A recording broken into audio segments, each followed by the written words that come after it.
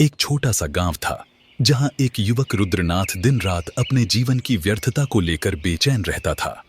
दुनिया की भाग दौड़, रिश्तों की उलझनें और भीतर उठते अनगिनत सवाल उसे चैन नहीं लेने देते थे। एक दिन वह अपनी बूढ़ी नानी से पूछ बैठा, नानी, आत्मा क्या है? नानी मुस्कुराईं, पर कोई उत्तर नहीं दिया।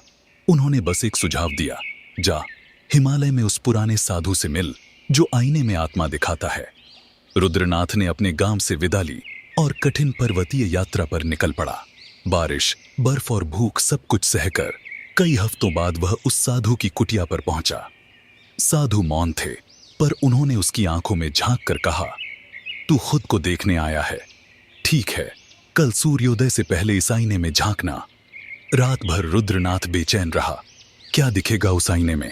उसका भविष्य? कोई प्रकाश? सुबह होते ही वह आईने के सामने बैठ गया, पर उसमें कोई दिव्य दृश्य नहीं था, बस उसका चेहरा। फिर एक आवाज भीतर से आई, तू अब तक जिसे मैं समझता रहा वह शरीर है, पर इस चेहरे के पीछे जो शुद्ध चेतना है वही आत्मा है। आईना केवल साधन था, असली ज्ञान तो भीतर से आया। उस दिन के बाद रुद्रनाथ ने मौन साधना शुरू की। धीरे धीरे वह बाहरी दुनिया की पकड़ से मुक्त होता गया।